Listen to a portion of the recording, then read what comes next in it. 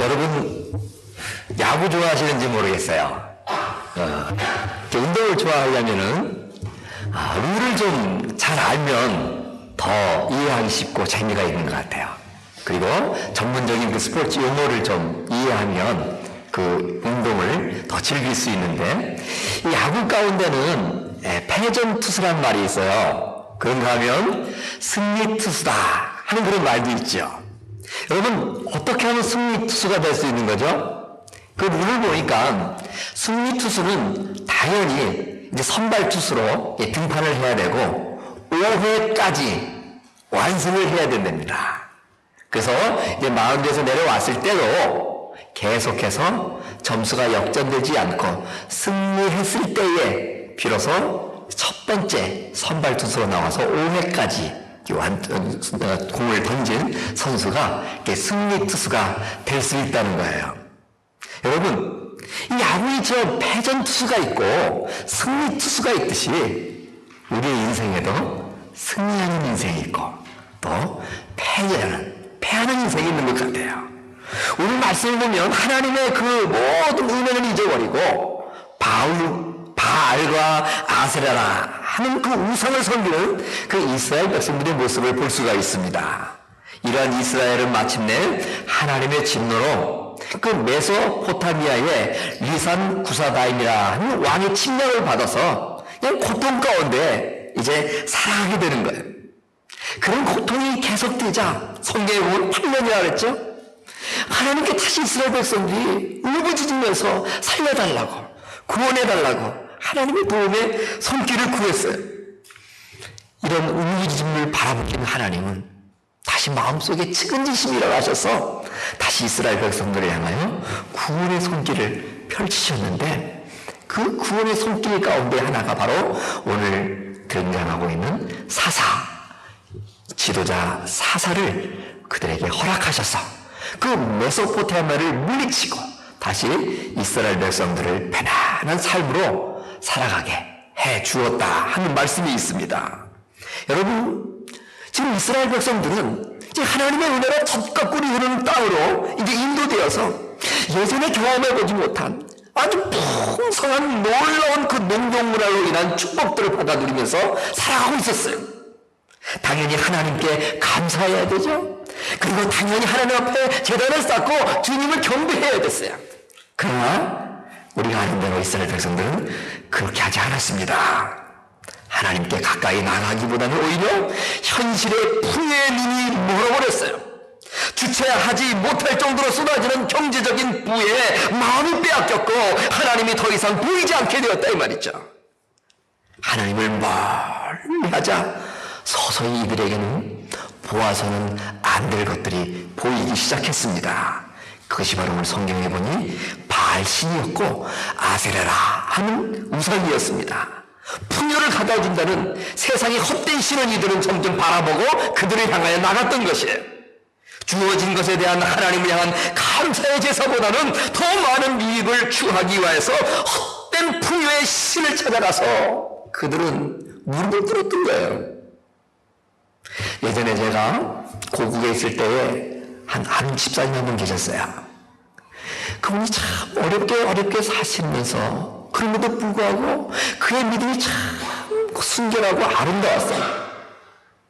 그래서 그랬는지 마침 한 구역에서 이렇게 같이 신앙생활을 하고 있던 어떤 성도님께서 그 집사님 내부를 향하여서 내가 당신께 모 고속도로에 휴게소 하나를 운영할 수 있도록 도와드릴 테니 한번 운영을 해보시겠냐 이렇게 제의가 왔어요. 그랬더니 집사님들은 마음은 꿀같이 그걸 원했지만 돈이 없어요. 그것도 걱정하지 마세요. 제가 다 준비하고 도와드릴 테니 한번 해보십시오. 마침내 그분의 도움을 받아서 휴게소를 이제 운영을 하는데 손님이 물밀듯 밀려들기 시작하는 거예요. 금세 1년, 2년, 3년 머지않아서 그 자기에게 도움을 주었던 분들의 모든 빚을 다 갚을 수 있게 되었고, 이 점점 돈이 쌓이니까는 좋은 집도 마련하고 좋은 수용차도 마련하면서 풍요로운 삶을 살아가게 되었어요. 그런데 그만 돈이 없을 때는 몰랐던 것이었는데 돈이 자꾸 많이 생기고 돈을 자꾸 만지다 보니까 그만 이분들이 돈 맛이 들렸어요. 자꾸 만지니까. 그런데 돈 맛, 여러분 한번 광을 들려보셨어요? 무섭잖아요. 휴일이면 휴일이라 주님 앞에 나가 예배드리기는 점점 멀리하고 뭐예요? 팔도강산, 이제 돈이 될 만한 부동산이 어디 있을까? 이 부동산 없지 하고 팔도강산 찾아다니면서 이 부동산 투자하는 데에 이제 혈안을 올리기 시작했어요. 그런가 하면 이제는 좀 넉넉한 삶을 살아가니 적어도 이 레벨이 맞는, 그레이드가 맞는 사람들하고 좀 교제를 해야 되지 않냐 하면서 주일만 되면 골백을 메고 이 골프장으로 나갔던 거예요. 점점 이런 삶을 살아가게 되자 그렇게 간절했던 주님을 향한 눈물들은 점점 메말라지고요. 그렇게 부르짖었던 주님을 향한 기도는 점점 그 입에서 사라지기 시작했던 거예요. 그래서 정말로 신령과 진정의 사모함이 점점 그 마음속에서 사라지기 시작했던 거예요. 더구나 안타까운 얘기는요, 이제 또 다른 주교에서도 확장하면서 또 다른 투자하는 것도 생각하면서 날마다 이분 손에는요, 그 주식 투자하는 기록이 나와 있는 신문, 그리고 날마다 자기가 투자한 것이 어떻게 되는지 그냥 거기에 온갖 마음을 빼앗기다 보니까는 심지어는 자기가 투자한 것이 어떻게 될까 이 점집까지 찾아가는 모습을 봤어요. 안타깝죠? 바로 돈 맛에 빠져버리기 때문에. 여러분, 돈을 많이 버십시오. 그렇지만 돈 맛은 보지 마십시오. 자, 어쨌든 여러분, 우리 한번 이런 예를 생각하면서 이스라엘 백성들의 모습을 보면서 내 자신 한번 생각해 보세요. 분명한 것은 오늘 우리 가운데도 힘들고 어려워서 하루하루 주님의 그 도우심의 손길이 아니면 정말 살아가기 어려운 형제자매들도 있습니다. 그런가 하면 또 적지 않은 우리 지체들 가운데는 이제는 이민사회 초기에 그 모든 고생은 끝! 이제는 살 만큼 살게 되었어요. 넉넉할 만큼 되었어요. 더 이상 그렇게 안달부달 안 해도 그래도 먹고 사는데 지장이 없는 그 여유로운 삶을 살아가시는 분도 있다 이 말이죠. 그런데 만약에 우리 가운데 그러한 분이 계시다면 한번 생각해 보세요. 난 조금 전 이 한 목사가 얘기했던 그 예화 속에 그 집사님 같은 삶을 살아가고 있지는 않는가? 오늘 이스라엘 백성들 풍요 속에 감당할 수 없는 그 놀라운 농경문으로 인한 축복, 경험해보지 못한 그 은혜, 그 속에서도 오히려 그들은 하나님을 향한 눈이 멀어버리고 우상을 향하여 눈을 뜨며 그들을 향해 나가는 그런 모습, 행위는 나에게는 없는가? 비록 살아가는 것이 정말 풍요롭고 정말 안전하고 넉넉해서 내 마음속에 늘 기쁨과 감사가 있어야 됨에도 불구하고 오히려 예전에 가난하고 예전에 힘들고 어려웠던 그 시절에 하나님을 향해 부르짖었던 나의 졸기는 여전히 계속되고 있는가? 간절하고 주님의 그 은혜를 사모하는 나의 마음속에 심령의 그 간절함은 오늘 여전히 나에게 있는가? 틈만 나면 주님 앞에 나와서 예배하기를 기뻐하고 틈만 나면 기도하고 말씀을 보았던 정말 화산과 같은 그 뜨거운 라마가 꿈틀거리는 것 같은 주님을 향한 열정이 내 가슴속에 아직 활활 타오르고 있는가? 그런 걸 한번 우리가 생각해 보아야 돼요. 아쉬움이 없고 모든 것이 풍요할수록 우리는 더욱 하나님을 사모해야 됩니다. 하나님을 가까이 해야 됩니다. 하나님을 사랑해야 됩니다. 권고할 때 눈물 흘렸다면 오늘 나에게 주시는 그 축복 가운데 섬기고 나눌 수 있어야 되는 것이죠. 없어서 주님께 도움의 팔을 벌렸던 그 시절이 있었지만 이제는 넉넉함을 베푸는 손길도 되어야 된다는 것이에요. 이런 인생 살아갈 때 하나님은 우리를 축복해 주시고 아름다운 인생이라고 칭찬해 주시고 승리하는 인생이 될 수 있을 거예요. 여러분, 고통 가운데 이스라엘 백성들이 울부짖었어요. 그러자 하나님은 그 왕무함을 거두시는 것을 봅니다.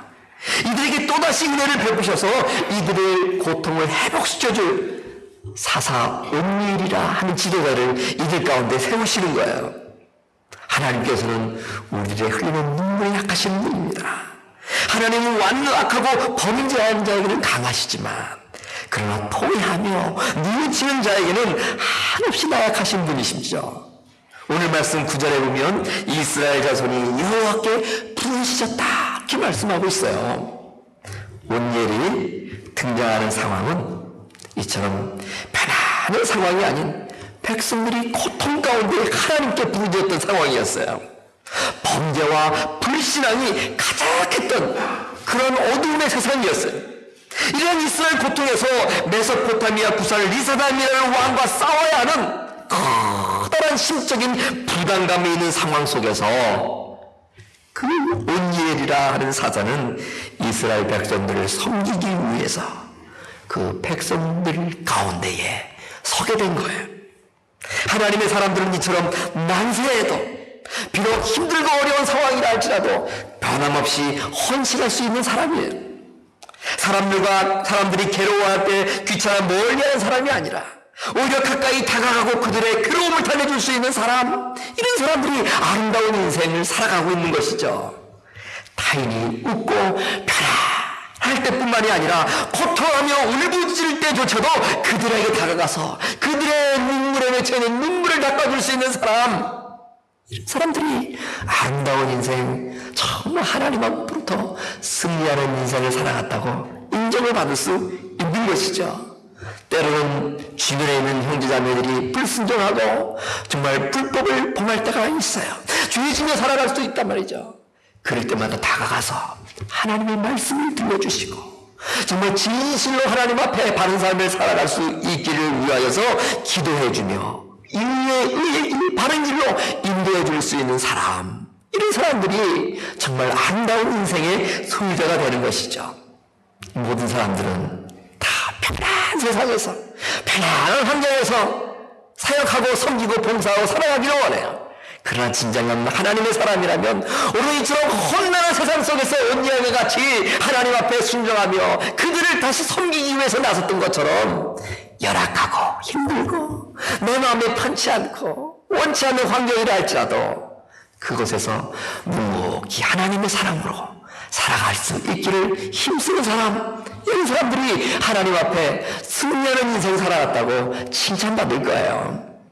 여러분, 옛날에 제가 어렸을 때에 참 기억이 있는데, 이제 1년에 우리가 교회 신앙생활을 하다 보면 절기가 서너 번 있잖아요.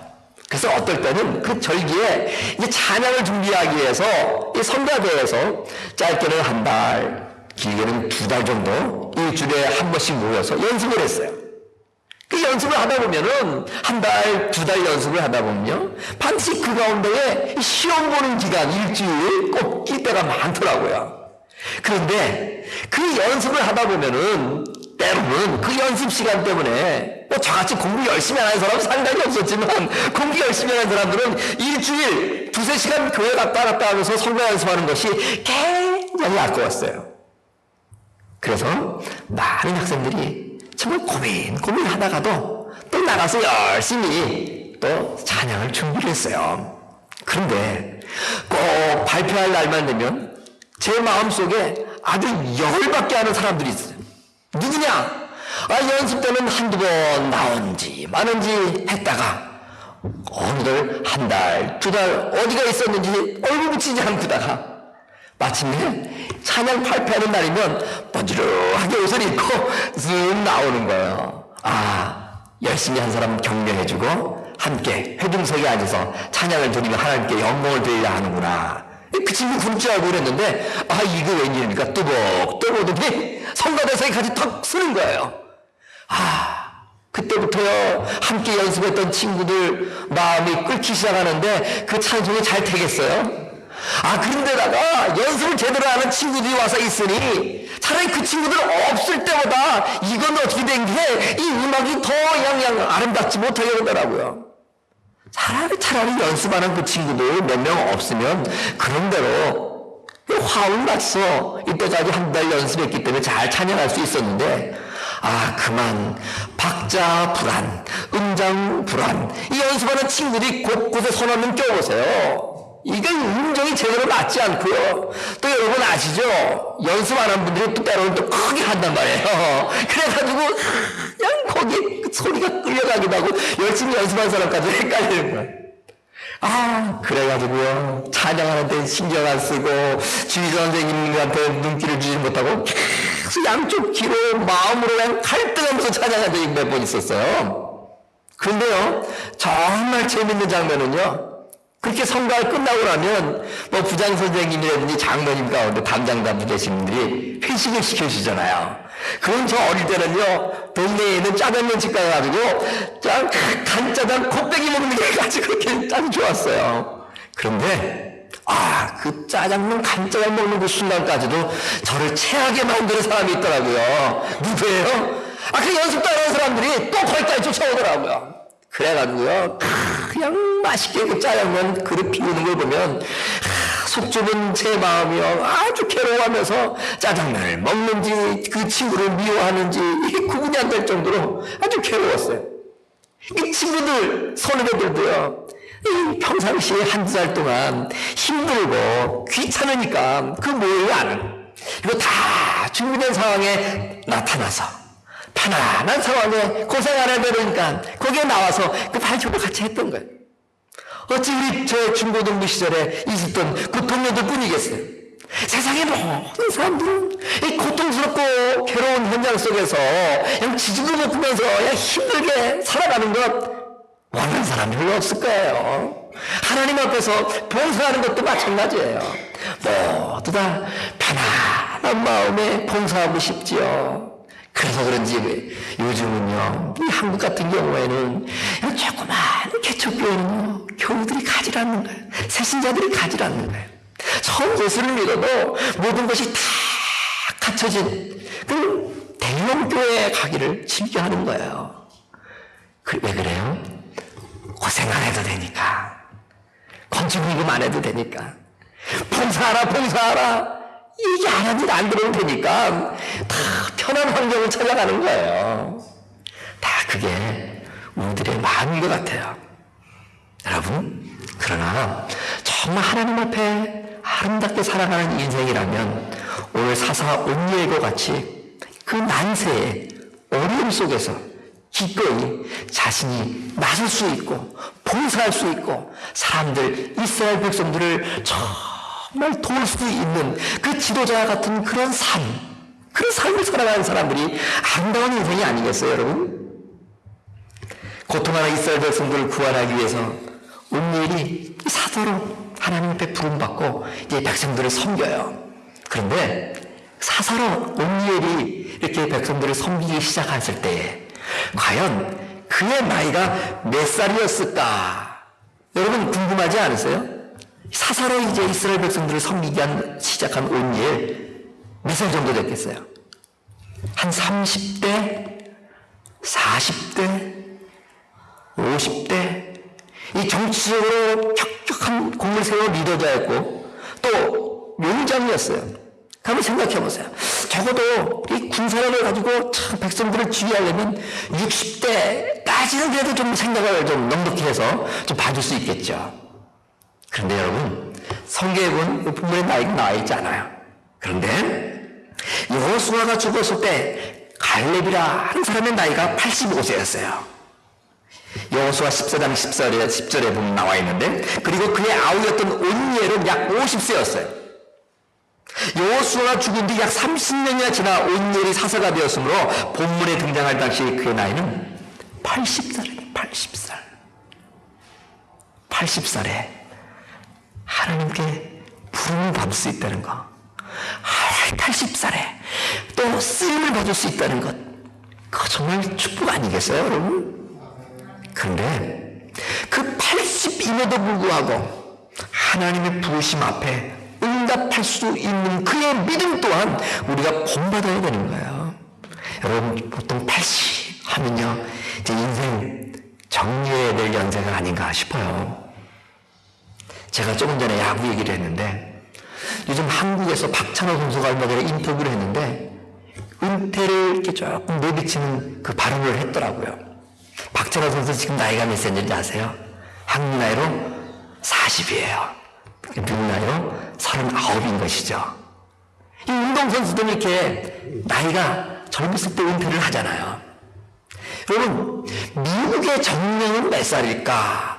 뭐 딱히 정년이 몇 살이다 그런 건 없어요, 그죠? 그런데 예전에 제가 그 코리아 헤럴드라는 그 신문에서 미국의 평균적인 정년을 대략 이렇게 조사를 해서 발표한 걸 보았는데 정확치는 않을 거예요. 근데 대략 그 신문에서 보니까 65세 정도 된다는 거예요. 일본은 몇 세 정도가 되면 정년일까? 4년을 더해서 69세 정도 되면 평균적인 정년의 나이라는 거예요. 그럼 우리 조국, 대한민국은 몇 세 정도 되면 은퇴하는 나이일까요? 70! 그냥 마음이 넉넉하셔서 우리 권사님. 네? 60! 55세 정도 되는 거예요. 55세. 아주 그냥 상당히 승진하지 않는 이상에는 다 그 정도 되면요. 명퇴라든지 하여튼 진급하지 못하는, 그래서 잡을 내려놓아야 되는 그런 나이가 되는 거예요. 여러분, 그런데 오늘 이 말씀 속에서 보면 이 온니엘이라는 사람이 80세에 사사로 등용을 했던 거예요. 이제 오늘 내일 이제 얼마나라도 살 수 있을까? 여생을 정리해야 될 그 나이에 이 사사 온니엘은 하나님 앞에 백성들을 구원할 수 있는 그러한 지도자로 부름을 받고 또 이렇게 헌신했다는 거예요. 여러분, 박찬호 선수가 한국 사람들한테 존경받는 이유가 있어요. 지금 굉장히 존경을 받거든요. 물론 한국 사람으로서 미국 메이저리그에서 정말 최초로 한 1억을 걷던 훌륭한 야구 선수였기 때문에 그렇죠. 그런데 그가 이렇게 존경받는 이유는 그뿐만이 아니었어요. 고국으로 돌아가서 선수 생활을 하는데 항상 많은 후배들 앞에 본을 보이고 행여나 실력이 좀 떨어지고 컨디션이 안 돼서 2군으로 강등됐어도 불평 하나 하지 않고 그냥 최선을 다해서 공을 던지고요. 또 감독이 언제든지 등판을 시키면 뭐 2군에서도 1회든 2회든 3회든 감독이 허락하는 순간까지 최선을 다해서 던지는 거예요. 여러분, 야구장 가보셨어요?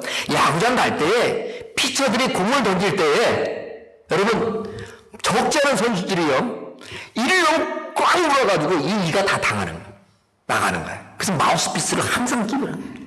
그리고 어떤 선수들은요, 이 공을 던질 때 온 힘을 다해 던지기 때문에 그냥 소리를 크 지르면서 던지는 거예요. 그 야구장에 가까이 가서 들어보면요, 그 야구 선수 피처에 그냥 하는 소리가요, 그 공 한 거 하나 던질 때 온 마음을 던지는 거예요. 그렇게 박찬호 선수가 성의를 보이면서 그 등판하지 않을 때는 후배 선수들을 잘 다독이면서 팀워크를 다져나가는 데에 정말 좋은 역할을 하는 그의 모습들이 이 팬들에게 알려지고 국민들에게 알려져서 정말 그런 박찬호 선수를 모든 백성들이 존경하고 있어요. 지금 우리 가정에서, 우리 사회에서, 그리고 이 민족에서, 우리 교회에서 정말 필요로 하는 사람이 있다면 과연 어떤 사람일까요? 젊고 패기 있는 사람 말하면 좋습니다. 많이 배운 분들 좋습니다. 물질적으로 넉넉해서 베풀고 섬기기 좋아하는 분들 좋습니다. 그뿐만 아니라 어떠한 상황에도 오늘 온니엘과 같이 어떤 자신의 그 나이에도 불구하고 자신의 어떤 처해 있는 환경과 어떤 그 주변 굴하지 않고 언제든지 하나님께서 부르시면 그 부르심의 현장 속에서 최선을 다할 수 있는 이런 삶을 살아가는 사람이 여러분 아름다운 인생 살아가는 거 아니겠어요? 여기 우리가 오신 어르신들, 여러분 마음 위축되지 마세요. 우리의 겉사람은 날로 후패하나 우리의 속은 날마다 새롭도다. 하나님 말씀께서 말씀하시 우리의 청춘을 독수리같이 하시는도다 하시면서 비록 우리는 육신은 늙어가지만 우리의 속사람만큼은 날마다 주님을 향해서 새로워질 수 있다고 했어요. 그리고 봉사라는 것은 젊은이들만 하는 게 아니에요. 일이라는 것은 나이 든 젊은 사람들만 하는 것이 아니에요.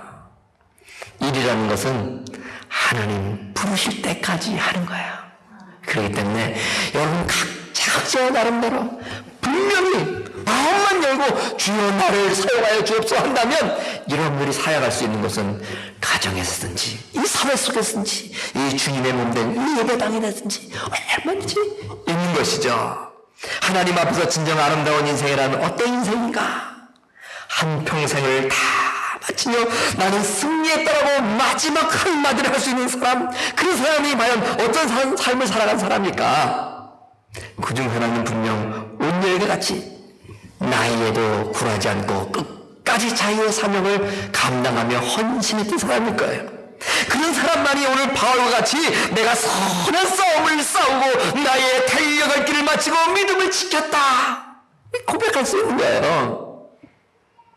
11절 말씀을 보면 그 땅에 태평한 지 40년에 그나스의 아들 온넬이 죽었다라 이렇게 말씀하고 있어요. 80인생 노년에 하나님께 쓰임받았던 온넬, 그는 사람들에게 태평을 남겨주고 떠났어요. 그는 태평의 사람, 평안의 사람이었던 것이죠. 아마 제 또래를 같이 살았던 그 여러분들이나 또 조금 선배 되시는 분들은 이 노래 아실 거예요. 그대 내게 행복을 주는 사람. 내가 가는 길이 험하고 멀지라도 그대 내게 행복을 주는 사람. 제가 참 좋아했던 그 남성 듀엣 해바라기라는 그 가수들이 부른 노래예요. 참 그분들의 노래는 가사가 참 아름다워요. 그리고 정말 나도 그렇게 살고 싶다. 그 노래를 들으면요 마음속에만 그렇게 살고 싶어하는 마음이 막 사모함이 생겨요. 그 선율도 서정적인 그 선율이 참 아름답잖아요. 행복을 주는 사람. 오늘 이 온니라는 사람은요 이스라엘 백성들 그 난세에 불안과 두려움 속에 행복을 주는 사람으로 살았던 거예요. 그래서 그가 남긴 것은요 태평이었어요. 불안한 시대에 이 행복을 주는 사람 온니엘이 정말 일평생 마지막 여생을 살면서 그 조국 민족 백성들에게 남긴 것은 태평, 평안함이었어요. 요한복음 14장 27절에 보면 우리 예수님도 우리에게 평안함을 주시겠다 이렇게 말씀하셨어요. 평안을 너에게 주노라 세상이 줄 수 없는 세상이 알 수도 없는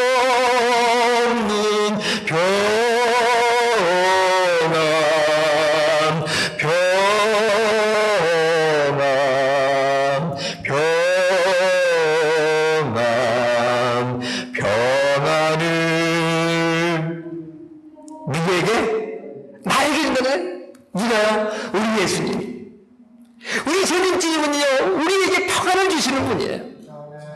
우리가 그분을 믿고 따를 때에 아무리 우리 마음속에 두려움과 염려와 불안과 근심과 걱정이 될지 알지라도 그분을 예배하고 그분의 말씀을 묵상하고 그분의 인재를 느끼며 우리의 마음속에 그분이 주시는 평안함이 깃드는 거예요. 오늘 사사 온니엘 또한 말씀을 보면 불안에 떨고 있는 조국의 백성들 앞에 인생 마지막에 귀한 선물을 남기고 이 산을 떠나는 거예요. 바로 태평의 선물을 전했던 거예요. 여러분들 우리는요 천년만년 살 것 같지만 저도 가만히 생각하면 언제 죽을지 모르잖아요. 하루를 더 살지 한달을 더 살지 1년을 더 살지 누가 아무도 몰라요. 보통 평균 수명이 80, 90이다 해서 내가 꼭 그 나이에 맞게 살아간다고 보자면 아무도 없어요. 그러면 나는 과연 이 남은 여생 동안에 어떤 선물을 이 주변에 있는 사랑하는 형제자매들에게 남길 수 있을까? 오늘 말씀을 본다면 주님이 평안을 주시는 것처럼 오늘 사사 온니엘이 조국 백성들에게 평안을 전하고 선물로 남기고 돌아갔던 것처럼 우리들도 평안의 사람이 되어야 되는 거예요. 우리도 주님을 본받은 세상에 아니 가까이 있는 내 가족에게 평안을 주는 사람, 내 주위에 있는 많은 친구들에게 평안을 주는 사람, 내 직장에서 동료들에게 평안을 주는 사람, 나의 직장 속에서 함께 수고하는 나의 모든 직원들에게 평안을 줄 수 있는 주인, 내가 속해 있는 이 주님의 성전에서 이 자리에 내가 지금 앉아있는데 내 좌우 앞 뒤에 형제자매들에게 뭐를 전해주는, 평안을 전해주는 그런 사람이 될 때 주님은 우리를 향해서 아름다운 인생을 살아가고 정말 승리하는 인생을 살아가는구나 축복해 주실 거예요. 말씀을 정리할게요. 어떻게 살아가는 인생이 하나님 앞에 바른 인생이에요? 어떻게 살아가는 인생이 이 세상 속에서 승리하는 인생일까요? 부유할수록 풍요할수록 더 하나님을 사모하세요. 고통스러운 어떤 환경 속에서도 기꺼이 내가 감당해야 될 바를 감당하세요. 나이에 관계없이, 주변 환경에 관계없이 여전히 하나님의 그 사명에 붙잡혀 있으세요. 그리고 내 주위에 있는 사람에게 그 어느 것도 아닌 바로 평안을 주는 그런 사람으로 살아가세요. 이것이 하나님 앞에 아름다운 인생을 살아가는 것이고 정말 승리하는 우리의 인생 될 것이죠.